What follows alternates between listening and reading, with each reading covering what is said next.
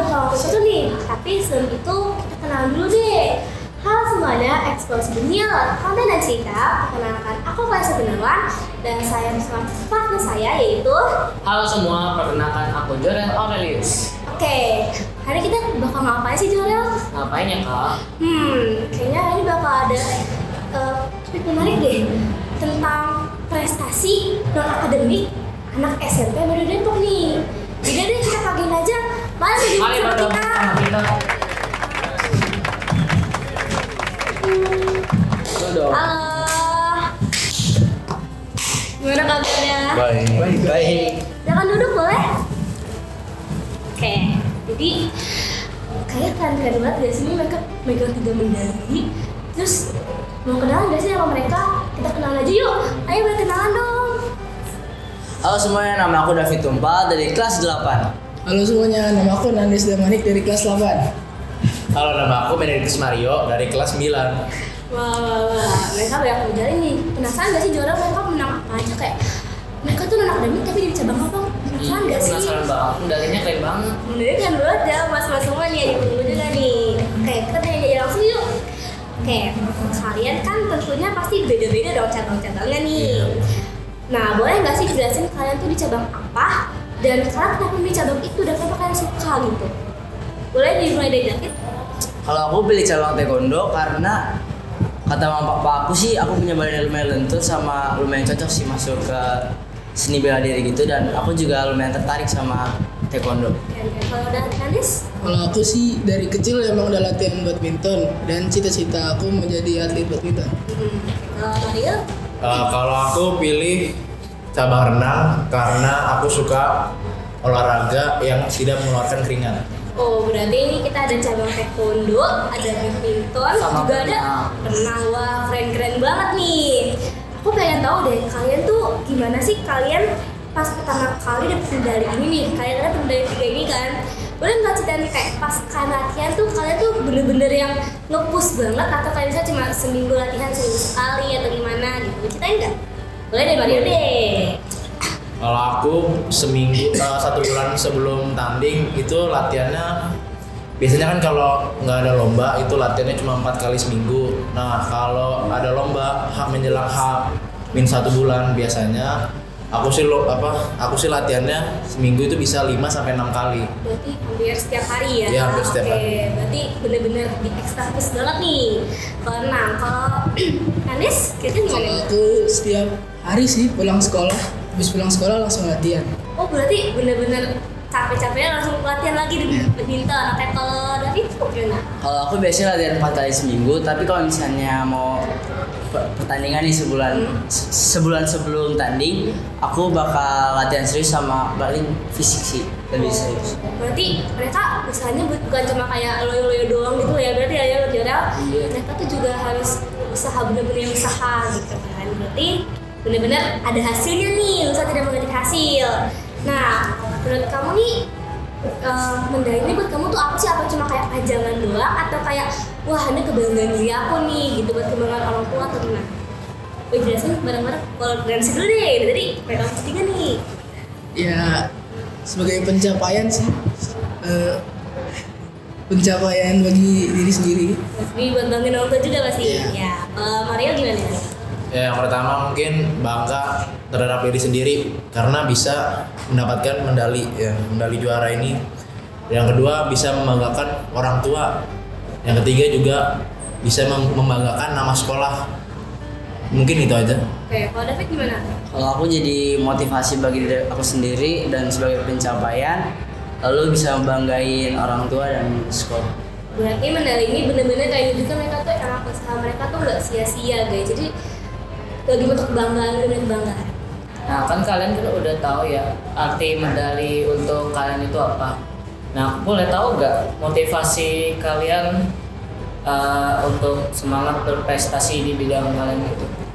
Ya mungkin untuk kalau motivasi kita ya semangat latihan terus aja sih setiap hari. Jadi walaupun ada banyak tugas, ada ulangan, ujian, ya kita tetap harus menyimbangi agar tidak ada hambatan saat kita ini bertanding. Oke, gitu. Terus lanjut boleh? Kalau aku sih dukungan orang tua. Oh berarti didukung support ya, penuh. Oke. Lanjut kalau ini. Kalau aku sorry tadi bisa diulang pertanyaannya. Itulah. Pertanyaannya itu motivasi apa supaya bikin semangat untuk berprestasi di bidang itu. Berarti kamu kan bidang taekwondo ya? Iya. Kondoi. Motivasinya sih iya sama kayak Andes juga orang tua juga. Berarti memang benar-benar support sama Iya. orang tua sama buat diri kita sendiri. Oke. Berarti benar-benar nih yang motivasinya benar-benar bukan yang cuma kayak ikut-ikut aja gitu. Kalau misalnya berarti bukan yang ya gitu lah. Nah, itu kan nilai itu lomba non akademik. Nah, gimana cara kalian lihat pentingnya prestasi, pentingnya akademik? Berarti kayak gimana sih cara kalian menurut kalian nih nilai akademik sama non akademik kayak gimana sih? Apakah kalian akan menyeimbangkan atau kalian kayak aku udah non akademik nih jadi akademik aku ya udah gitu? Gimana nih Mas? Kalau dari aku sih non akademik ini sangat penting. Kalau misalnya buat kalian yang merasa akademikan kurang, tapi ini bisa dijadikan pengganti sebagai jalur untuk ke jenjang selanjutnya. Berarti bisa kalau misalnya kalian pengen nih lewat jalur prestasi bisa nih lewat non akademik. Kalau misalnya Anies gimana? Dua-duanya sih penting. Kalau misalnya non akademik, misalnya akademiknya kurang, non akademik bisa jadi jalur lain. Oke. Kalau Mario buat kamu nggak? Ya kalau menurut aku sih kita harus tetap menyimbangi ya nilai akademik dan non akademik. Walaupun kita misalnya punya mempunyai bakat yang lebih di bidang non akademik, ya kita seharusnya juga harus menyimbangi dengan akademik. Oh, berarti keren nih ya. Berarti benar-benar nyata nilai akademik sama non akademik itu benar-benar bisa bikin kita buat ke jalur selanjutnya gitu pilihan. Itu keren nih Jorel mereka. Iya, keren. Nah, jadi guys kita ada pelajaran dari mereka nih. Kalau misalnya kamu punya bakat di bidang non akademik, jangan khawatir. Kamu tuh bisa pakai bakat kamu ini untuk kamu melanjutkan ke bidang itu juga nih berprestasi. Jadi kalau misalnya kalian emang wah, aku nyesel banget nih di akademik kayaknya nggak bakal lulus deh, bla bla bla, kalian bisa manfaatkan bakat kalian. Jadi kita dapat dari pelajaran ini kita harus tetap berusaha buat saya hasil. Mereka juga nggak cuma tidur-tiduran, bahan doang. Tapi mereka punya usaha yang menunjukkan hasilnya adalah medali ini. Keren kan teman-teman? Keren banget. Kalian penasaran juga nggak sih gimana motivasi para pemenang ini? Mau tahu nggak sih tips and triknya juga mereka? Yuk kita tanya yuk. Coba gimana deh Mario deh? Oke, motivasi bagi kalian di sana. Pertama yaitu kalau kalian misalnya punya bakat di luar bidang akademik, maka kalian harus kembangkan itu. Apalagi sekarang kan saya berada di kelas 9, sebentar lagi saya ingin daftar SMA. Nah, di daftar SMA itu selain di bidang akademik ada juga di bidang non akademik. Nah, jika kalian mempunyai prestasi, maka itu akan menjadi nilai plus saat kalian mendaftar SMA nanti. Oh, berarti lewat jalur prestasi. Oke, kalau misalnya Andes nih. Kalau menurut kalian nilai akademik kalian buruk, kalian bisa memaksimalkan non akademik kalian sebagai jalur prestasi untuk masuk SMA nanti. Berarti mereka manfaatin apa, Rel? Mereka memanfaatkan jalur prestasi Juga dan makan akademik. mereka juga. Kayak kalau misalnya nih, David nih. Kalau motivasi buat aku dan mungkin bisa buat teman-teman di rumah, aku harus semangat latihan. Abis itu ya harus melawan rasa malas sih buat dapetin medali kayak gini. Habis itu buat kalian yang punya bakat atau hobi yang kalian senangi bisa kalian asah dan ya kalian tekunilah supaya lebih buat prestasi kalian. Habis itu prestasi ini bisa juga dipakai buat masuk SMA atau ke jenjang selanjutnya yaitu melewati jalur prestasi. Oke, berarti kita nggak boleh malas-malas aja, Rel. Kita harus apa, Rel? Kita harus punya niat, kita harus tekuni di bakat kita. Terus kita coba masuk ke lomba, mungkin berguna nih buat jalur ke SMA atau ke jenjang selanjutnya. Wah, kayaknya rasanya terakhir nih kita udah mau buat jalur akademik. Kayaknya saatnya kita ucapkan terima kasih kepada narasumber kita nih atas motivasinya, atas pengalaman mereka nih. Coba tunjukin saja dong medalinya, siapa tahu mereka termotivasi tuh. Keren-keren semua kan medalinya.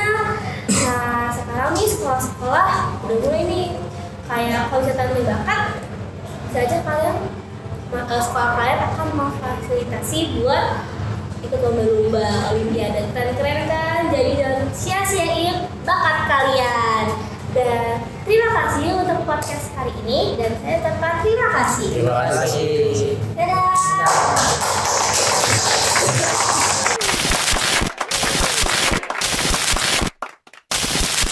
Hai lagi MBA Friends. Kalian jangan bosan sama kita ya.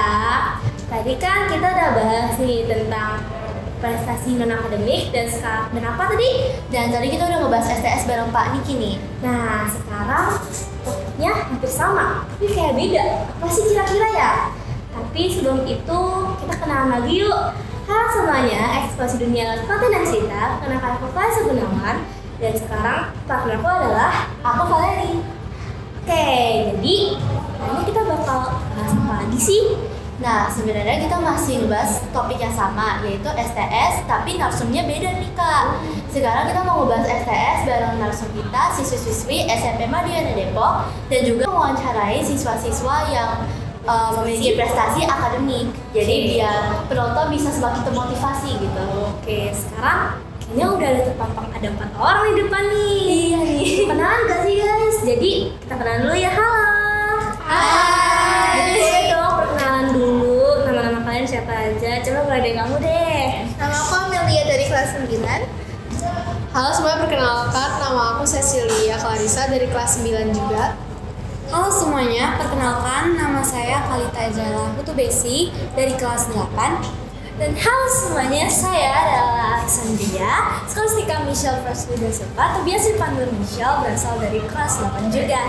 Oke, jadi kayaknya menarik banget gak sih kayak sekarang? Iya, narsum kita spesial banget ya Kak. Ya kayak special guest banget tuh sekarang. Iya. Oke, kayaknya enaknya mulai dari STS dulu gak sih? Iya, kayak kita ngebahas STS dulu ya. Soalnya kan pertama kali aja kita ngebahas STS sama Pak Niki ya. banget. Sekarang coba deh dimulai nih dari Valeri. Oke, nah aku sih sebenarnya mau wawancarain tentang STS bareng Kak Amel sama Kak Michelle, nggak apa-apa ya Kak? Iya, boleh. Oke, makasih ya Kak udah mau meluangin waktu buat wawancara ini. Nah, aku nih punya pertanyaan pertama nih Kak. Menurut apa pendapat Kakak tentang pelaksanaan ujian STS berbasis kertas tahun ini? Mau aku dulu atau kamu dulu? Mau Kak Michelle dulu? Oke, menurut aku sih berbasis kertas kemarin sih cukup efektif ya, karena bisa mengurangi kemungkinan para siswa-siswi dalam hal kecurangan gitu ya. Itu sih menurut aku. Oke, kalau Kak Amel sendiri gimana pendapatnya? Menurut saya kertas kali ini itu sedikit lebih efektif dibanding sistem CBT sebelumnya komputer, karena menurut saya pertama tadi sesuai dengan yang tadi katakan oleh Michelle, itu mengurangi tingkat contek, karena dengan menggunakan CBT sebelumnya itu IMC CBT kurang aman kalau nggak salah ya. Itu kayak kita bisa keluar masuk tanpa password dan lain sebagainya, meningkatkan tingkat kecurangan dan sering kepencet juga. Itu berarti penurunan kan dari tingkat ketepatan soal yang kita pilih dan lain sebagainya. Menurut saya sistem dengan kertas kali ini lebih efektif, walaupun secara biaya jelas itu lebih efektif menggunakan CBT. Oh gitu. Berarti kalau aku bisa simpulin dari jawaban Kakak, tingkat kecurangan itu lebih besar saat ujian berbasis IT ya daripada ujian berbasis kertas. Iya, Iya. betul gitu. Terus juga kadang ada yang error gitu nggak sih? Iya, betul. Bikin bisa kesalahan teknis gitu ya. Kalau keluar kayak dasarnya. dasarnya oke padahal enggak gitu kan sih. Oke, nah tadi udah cukup jelas menurut aku. Nah sekarang mau nanya juga nih, biasanya kalau lagi ujian STS nih, kakak kapan sih kakak mulai mempersiapkan diri untuk menghadapi ujian STS? Untuk mempersiapkan dalam menghadapi ujian STS sih biasanya aku sehari sebelum STS sih, jadi biar lebih banyak itu waktu belajarnya. Oke. Nah kalau kakak sendiri, kan tadi kakak bilang mempersiapkan diri sehari sebelum STS.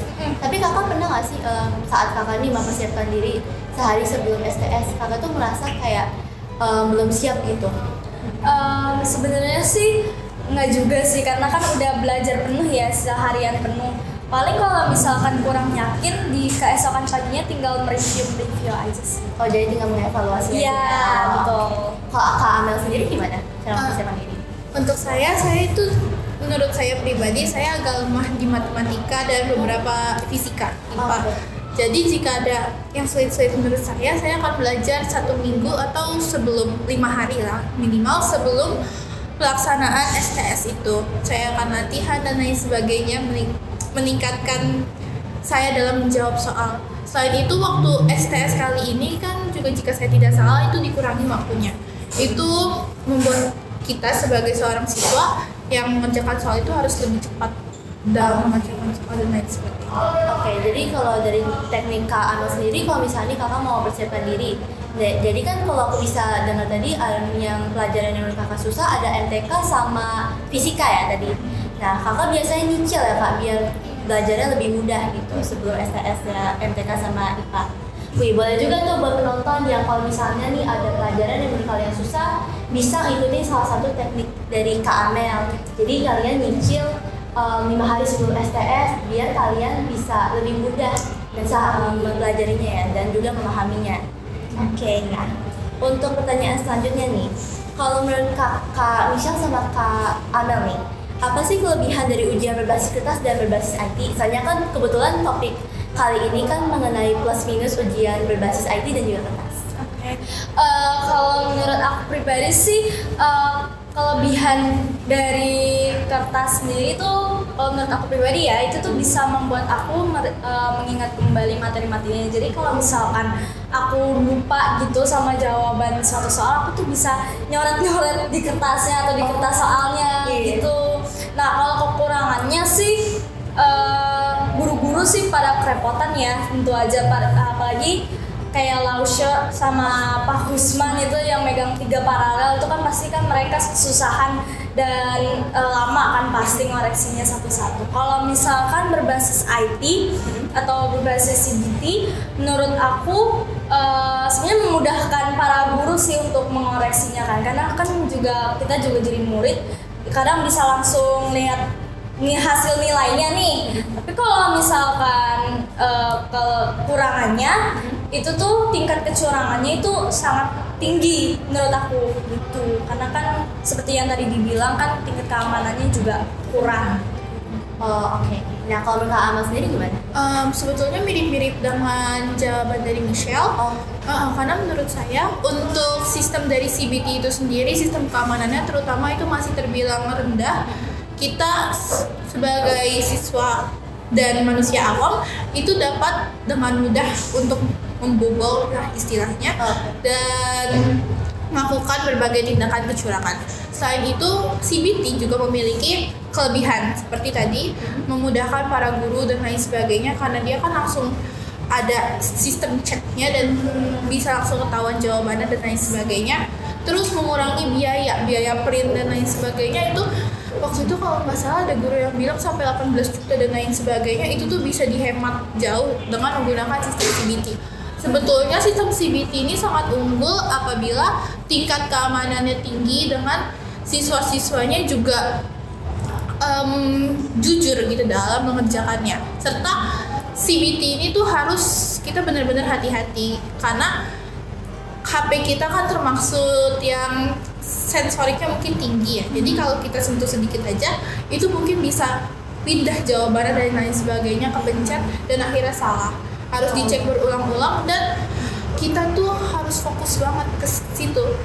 Karena sistemnya digital itu kan ada Blu-ray dan lain sebagainya, itu terkadang bikin menurut saya pribadi saya biasanya agak pusing dan mual setelah udah 1 jam ke atas. Ya saya akhirnya nggak fokus dan buyar. Nah itu masuk ke kelebihan dari kertas karena lewat kertas jika saya sudah merasa bosan sedikit saya bisa gambar-gambar tadi lalu balik mengerjakan atau mengecek ulang soal. Oh gitu. Jadi kalau aku bisa simpulin dari ujian berbasis kertas ini bisa gambar-gambar juga ya. Dia bisa sambil ingat atau enggak biar kalau misalnya ada waktu yang tersisa jadi ya dia nggak bosen gambar-gambar aja. Oke. Nah, tadi kan kakak udah jabarin ya kelebihan dan kekurangan ujian STS baik berbasis IT maupun kertas. Nah, berarti nih kalau dari yang kakak simpulin tadi, kalau bisa memilih, kakak lebih suka ujian berbasis IT atau kertas? Kalau menurut aku pribadi sih ya, walaupun biayanya mahal tapi aku lebih suka kertas sih, karena itu lebih membantu banget kalau aku lupa sama materi. Dan selain itu tingkat kecurangannya juga kecil ya kalau Iya, ujian berbasis betul, kertas. betul, Oh, betul. iya. Kalau Kak Amel sendiri?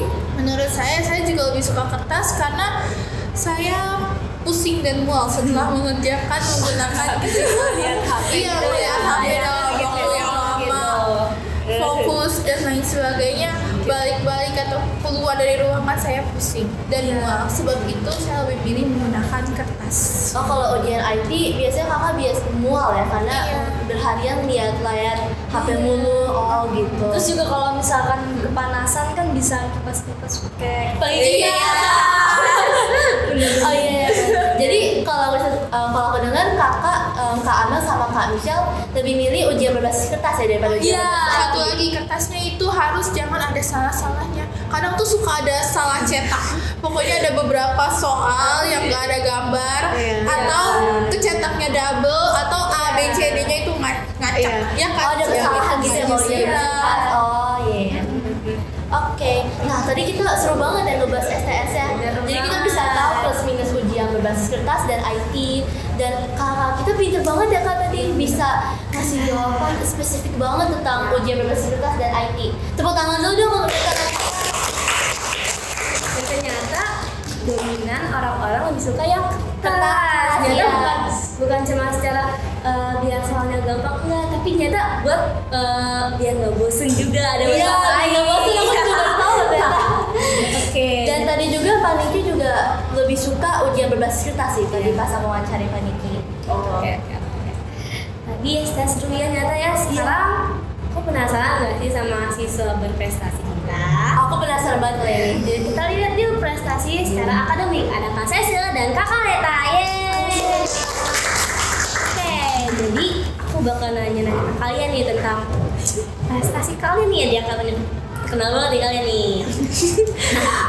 Jadi kalau boleh tahu nih, kalian tuh ada minat atau masih bidang yang pelajaran yang benar-benar kalian berpegang teguh nggak kayak satu bidang aja gitu? Ada nggak kira-kira?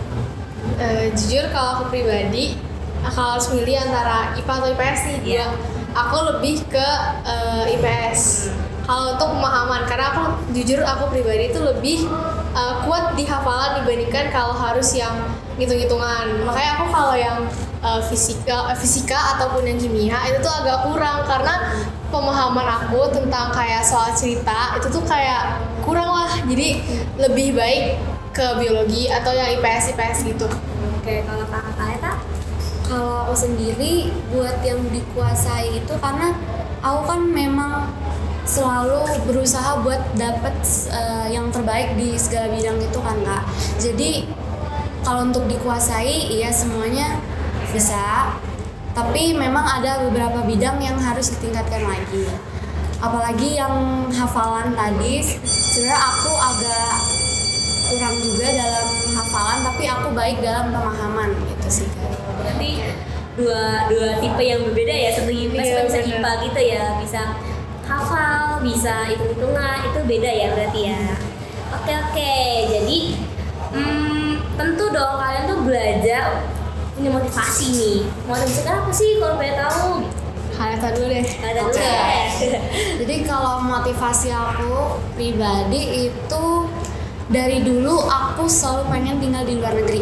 Oh, ini besar banget tuh. Tapi karena kan memang belum memadai ya, jadi aku pengen coba gitu dari nol. Mulai dari sekarang aku mulai berusaha buat ningkatin prestasi-prestasi aku ataupun kemampuan organisasi sama soft skill aku gitu. Jadi nanti di masa depan gitu aku bisa mempersiapkan lebih baik supaya aku juga bisa mencapai yang aku mau, yaitu untuk tinggal di luar negeri dan kerja di luar negeri. Kira-kira motivasi itu kamu dapat dari diri sendiri atau kamu kayak ngeliat orang lain jadi kayak aku termotivasi gitu?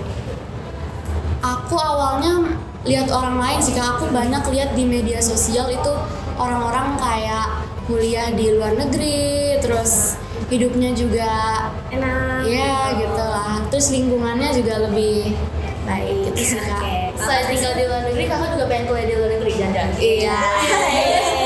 Aku sih pengennya sih S2 aku di luar negeri, tapi S1 aku di Indonesia. Amin. Gimana tuh? Jadi sama kayak hampir mirip sama Kaleta. Jadi motivasi aku itu aku bisa dapat beasiswa ke luar negeri. Jadi kan kita tuh nggak bisa terus-terusan ngambil orang tua kan. Iya, benar. Jadi kita juga harus punya kemampuan sendiri biar nanti tuh jadi modal kita untuk mengembangkan diri kita sendiri gitu. Terus juga peluang-peluang yang ada di luar negeri itu lebih sesuai lah sama yang dibutuhkan sekarang. Jadi kayak ya gitu.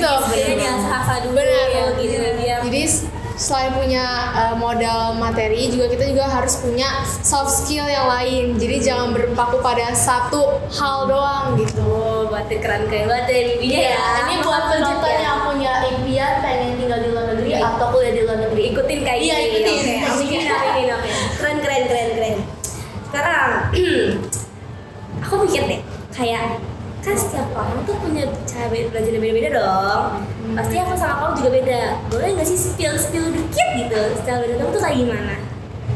Jujur, aku nggak ada cara belajar yang khusus, yang kayak cara belajar aku sendiri tuh nggak ada. Cuman aku punya 2 tipe cara belajar. Jadi kalau untuk pelajaran matematika sama Mandarin ataupun kayak fisika gitu, aku tuh lebih ke latihan-latihan. Aku perbanyak pakai kertas, jadi aku latihan nulis Hanze-nya, aku latihan ngitung-ngitungnya, latihan soal gitu. Nah kalau untuk yang IPS atau yang hafalan-hafalan, aku lebih ke baca dulu materinya, habis itu dipahamin, baru ngejelasin ulang. Kayak kita ngejelasin ke orang lain, tapi sebenarnya nggak ada orang lain, jadi kayak Ngajar gitu kan? iya, jadi kita menjelaskan apa yang udah kita dapat, terus diulang-ulang lagi biar hafal gitu. Itu aja sih sebenarnya seru juga sih. Itu bisa teknik biar kita lebih paham juga ya Kak? Iya benar. Kalau aku pernah baca deh, kayak kalau misalnya kita tuh ada mengajar, kita kayak ngajar orang itu kayak otak kita tuh kayak ngerangsang gitu. Iya, dibanding benar. Dusun kata-kata juga nggak sih Kak? Iya, itu bener-bener itu kayak bener enak banget di situ. Kalau kalian tuh gimana tuh? Kalau aku cenderung cara belajarnya itu lebih ke visual sih Kak. Jadi aku banyak lihat video dari YouTube, terus gambar-gambar, dan banyak baca juga sih. Terus sebenarnya aku mirip-mirip juga kayak Kak Cecil, karena biasanya aku belajar itu ya yang kayak cara yang tadi disebutin sama Kak Cecil, aku baca dulu, terus aku pahami, terus aku kayak menjelaskan ke anak kecil gitu Kak. Oh, Aku pakai bahasa yang sederhana. untuk bab pasti buku kamu isinya full stabilo. Yes, Gambar-gambar, bener kan? Gambar-gambar juga? Gambar-gambar buat grafiti gitu, bener gak? Benar. Tapi setidaknya kalau di buku paket harus ada yang stabilo, karena kalau nggak ada stabilo tuh rasanya kayak jadi males belajarnya. Karena bingung mau belajar dari Iya, mana. Lebih berwarna jadi lebih enak. Iya. Ya, enak banget. Kayak beda-beda warna tuh kayak seru banget, apalagi kayak setiap warna tuh ada intinya apa gitu. Tapi selain lebih berwarna itu juga bisa bantu kita gitu loh, apa aja inti-inti di buku Itu tuh kayak bisa bedain, oh ini intinya, oh ini gitu. Iya. Oke, seru juga sih sebenarnya sih. Nah, tadi kita kan membahas tentang STS nih. Aku juga pengen nih kalian experience nih gimana sih nilai STS kalian? Apakah mungkin ada peningkatan atau penurunan atau emang standar aja gitu? Oke, kalau aku pribadi ya, aku emang punya ekspektasi yang tinggi banget ke diri aku gitu loh Kak. Jadi aku di kelas 8 ini targetnya nilai ujiannya itu di atas 90 semua. Terus puji Tuhan kemarin itu tinggal satu lagi pelajaran yang belum di atas 90. Itu pelajaran seni budaya. Aku dapet kayak 85 gitu Kak. Tapi selanjutnya aku bakal tingkatin lagi sih Kak. Oke, Sampai berarti target. sebenarnya dia tuh udah bagus, cuman dia punya standar sendiri ya. Gitu. Berarti saya bagus buat standar, cuman ya oke sih gitu. Dan kalau Kak Sesa gimana tuh? Kalau aku pribadi dari STS yang baru aja dibagi rapat waktu hari Sabtu kemarin, ada peningkatan. Terus juga sama kayak Kak Leta, aku juga punya kayak standar yang tinggi untuk diri sendiri. Jadi setidaknya sesimpel gini deh, pasti kan kita kalau mau STS itu pasti nyicil belajar. Nah setidaknya ada tuh target yang harus capai hari itu. Misal hari ini aku harus bisa nyicil untuk pelajaran hari Senin STS. Nah selesai nggak? Kalau bisa nggak selesai tuh rasanya pasti kayak aduh gue belum belajar ini, jadi kayak agak resah gimana gitu. Terus juga nggak sih? Iya benar. Terus ada juga yang nilai rapat aku yang STS kemarin itu ada yang belum di 90, tapi ya sama ya gimana ya, kita harus berusaha untuk meningkatkan itu gitu. Jadi mereka punya ambisi buat ningkatin dan punya standar sendiri. Iya kan. Jujur sebenarnya kamu sadar nggak sih ini 4 orang ini kayak punya kesamaan gitu? Apa ya? Kesamaannya ini mereka itu sama-sama kayak ambisi gitu juga sih Kak? Ambisi, bener juga sih. Tapi juga sebenarnya mereka juga merupakan murid berprestasi, tau gak sih? Aku tuh berprestasi semua. Oh berprestasi semua? Iya, jadi sebenarnya tuh mereka baik-baik gitu. Keren-keren tau gak sih mereka prestasinya. Tapi sayang banget ya, mereka harus pisah soalnya. Oh iya, ya sayang banget harus pisah. Padahal seru ya. Iya, itu bikin orang bermotivasi gitu loh Kak. Ya, karena udah selesai nih, gimana ya? Kalau selesai. Tapi tenang kok, kita bakal balik lagi ke podcast lagi dengan topik-topik yang menarik-menarik nih. Menariknya apa ya kira-kira topik lainnya? Tunggu lagi ya next selanjutnya episode kita. Dadah!